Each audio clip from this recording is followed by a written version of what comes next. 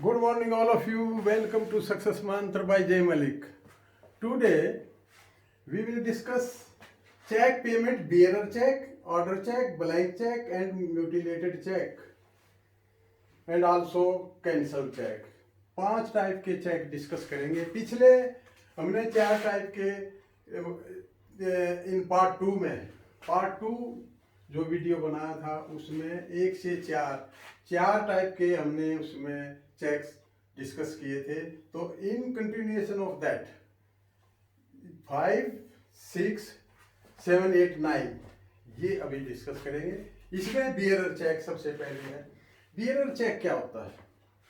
Bearer cheque सिर्फ delivery देने से ही उसकी पेमेंट बैंक करता है. Bearer cheque, anyone can take payment of bearer cheque. Bearer cheque की कोई भी पेमेंट ले सकता है. तो मियर डिलीवरी, मात्र डिलीवरी से नो नीड ऑफ आइडेंटिफिकेशन. इसमें आइडेंटिफिकेशन की भी जरूरत नहीं है. हाँ, अगर बहुत बड़ा अमाउंट है तो बैंक आइडेंटिफिकेशन ले सकता है कि हम पेमेंट किसको कर रहे हैं, तो वो जानकारी ले सकता है. लेकिन जनरली बियरर चेक में आइडेंटिफिकेशन की जरूरत नहीं है, एंडोर्समेंट की तो जरूरत है ही नहीं.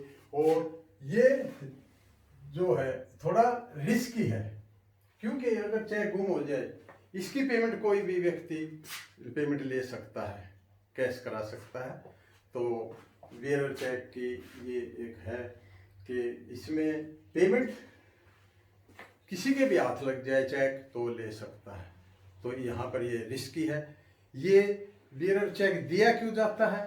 क्योंकि कई बार क्या होता है कि जो ड्रार है, चेक इशूअर है, जो चेक इशू करता है, वो ये सोचता है कि वो पेमेंट लेगा, कोई पर्टिकुलर व्यक्ति पेमेंट लेगा, लेकिन उसका ये डाउटफुल रहता है कि हो सकता है वो पेमेंट न ले, कोई और किसी और के द्वारा पेमेंट वो ले. तो बियरर चेक इशू किया जाता है ताकि उसकी कोई भी पेमेंट ले सके. लेकिन रिस्की ये है कि अगर वो गुम हो जाए तो उसकी कोई थर्ड व्यक्ति, अननोन व्यक्ति उसकी पेमेंट ले सकता है. और आइडेंटिफिकेशन भी जरूरी नहीं है.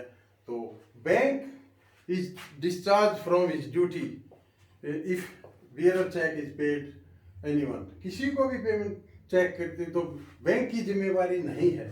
तो अगर हाँ, बैंक प्रिकॉशनरी मेजर्स के लिए क्या करता है कि अगर बड़ा अमाउंट है तो वहाँ आइडेंटिफिकेशन ले लेता है. बाकी as per law bearer cheque की पेमेंट स्टॉप नहीं की जा सकती. दूसरा, ऑर्डर चेक. जैसे आपने चेक देखा होगा उसमें बियरर और ऑर्डर लिखा रहता है. अगर बियरर को काट दिया जाए तो ऑर्डर चेक हो जाता है. तो ऑर्डर चेक की जो पेमेंट है वो एक पर्टिकुलर व्यक्ति को दी जाती है या किसी एंटिटी को, जैसे कंपनी वगैरह को या पार्टनरशिप दी जाती है. तो उसमें payable to a particular person और एंटिटी. दूसरा, bearer cheque becomes an order cheque. The word bearer, अगर ये बियरर वर्ड काट दिया तो ऑर्डर चेक बन जाता है. द पेई, अच्छा पेई जो है, जो पेई है चेक का, वो इसको फर्दर ट्रांसफर कर सकता है बाय एंडोर्समेंट. तो ये it is negotiable by endorsement and delivery. तो इसमें डिलीवरी और एंडोर्समेंट दोनों जरूरी हैं. Bank insist for identification before payment. Payment करने से पहले बैंक इसकी आइडेंटिफिकेशन, जिसको पेमेंट की जा रही है उसकी आइडेंटिफिकेशन जरूरी है ऑर्डर चेक में. तो ये ऑर्डर चेक है, ये बियरर चेक था. ब्लैंक चेक क्या है? ब्लैंक चेक का मतलब ये है कि सिर्फ जो ड्रार है, इशूअर ऑफ चेक है, वो उसमें साइन करेगा, बाकी डिटेल वो नहीं भर भी सकता है. तो blank cheque is signed without mentioning amount. Amount नहीं भरा जाता मेनली इसमें अमाउंट, क्योंकि ब्लैंक चेक एक ऐसे व्यक्ति को, विश्वसनीय व्यक्ति को दिया जाता है कि कई बार पता नहीं है कि आदमी को कितने अमाउंट की जरूरत है और उसका खास व्यक्ति है, तो वो उसको ब्लैंक चेक दे देता है कि अपनी मर्जी अनुसार उसमें अमाउंट भरा जा सकता है. तो cheque is signed without mentioning amount. Date and payee name may और may not be mention. Date और पे का नाम भरा भी जा सकता, नहीं भी भरा सकता। कैन बी मेड अकाउंट पे बाय क्रॉसिंग, क्रॉसिंग करके उसको अकाउंट पे भी किया जा सकता है। वेरी रिस्की है। रिस्की क्यों है? क्योंकि देखिए कितना भी अमाउंट भरा जा सकता है, तो हो सकता है जो ड्रॉअर ऑफ चेक है उसका सारा अमाउंट वो विड्रॉ कर ले। कई बार ऐसा हो सकता है, विश्वास के ऊपर ट्रस्ट फैक्टर है इसमें पे। तो वहाँ क्या करना चाहिए? तो कई बार और एक चीज़ है कि बैंक लोन देते हैं तो वहाँ एज ए सिक्योरिटी भी बैंक जो है ना ब्लैंक चेक रखते हैं। तो इन केसेस में जो ड्रॉअर है चेक जो है ब्लैंक चेक जो देता है, तो उसको क्या चाहिए कि वो एक लिमिट फिक्स कर सकता है। तो वहाँ पर बीच में मैक्सिमम अमाउंट ऐसे करके अमाउंट ऑफ रुपीज 10,000 इस तरह 10,000 तक, या नॉट ओवर रुपीज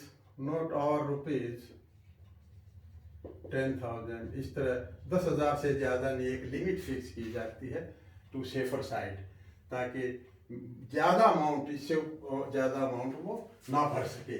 हाँ, वो अगर चाहता है 1,00,000 2,00,000 की भी पेमेंट करना चाहे तो भी लिमिट उसमें और हायर अमाउंट की भरी जा सकती है। तो ये डिपेंड करेगा ड्रॉअर ऑफ चेक जो ब्लैंक चेक देता है, ये इसमें मेनली ट्रस्ट फैक्टर काम करता है। फिर म्यूटिलेटेड चेक क्या होता है? ये डैमेज चेक होते हैं। कई बार चेक टॉर्न सिचुएशन में होता है, क्रैश हो गया या सॉइल्ड मिट्टी दीमक वगैरह से, या वाश्ड जैसे कहीं धोए गए चेक, तो उस दिशा में जनरली इसकी पेमेंट नहीं होती, म्यूटिलेटेड चेक की पेमेंट नहीं की जा सकती। लेकिन अगर उसमें MICR code, magnetic ink character recognition code, ये क्या बताता है? Branch bank city bank branch तीनों चीज़ें इससे रिफ्लेक्ट होती हैं। और ये अगर स्कैनेबल है, स्कैन किया जा सकता है, और इसकी कंफर्मेशन ले ली तो एक स्मॉल अमाउंट का एक कैलकुलेटेड रिस्क लेकर के इसकी पेमेंट की जा सकती है म्यूटिलेटेड चेक की। लेकिन वो इस हालत में है कि बिल्कुल वो स्कैनेबल भी नहीं है, तो और ज़्यादा फटा है और ड्यूरेबिलिटी भी नहीं है उसकी, तो उस केस में म्यूटिलेटेड चेक की पेमेंट रिफ्यूज़ की जानी चाहिए। कैंसिल चेक क्या है? कैंसिल चेक में कहीं कुछ लिख भरने की जरूरत नहीं होती है, सिर्फ आपने चेक के ऊपर कैंसल्ड वर्ड लिख देना है। कैंसल्ड, ये कैंसल्ड वर्ड लिख देंगे तो ये कैंसिल चेक है। ये लिया इसलिए जाता है कि कई बार हमें मान लिया बॉन्ड खरीदते हैं या GPF से पैसा निकालना है, तो हमारे पर्टिकुलर वो फाइनेंशियल इंस्टीट्यूशन या जो इसने पैसा देना है वो हमारे पर्टिकुलर जानना चाहता है, तो डिटेल इससे मिल जाएगी। IFSC code, account number, name etcetera, सारी डिटेल कैंसिल चेक में होती है। लेकिन ये भरा नहीं जाता ना, इसमें साइन किए जाते हैं। तो ये थे आपके bearer cheque, order cheque, blank cheque, mutilated cheque और कैंसिल चेक। नेक्स्ट वीडियो में हम 4-5 टाइप के चेक और लेके आएंगे। तो have a nice day, thank you.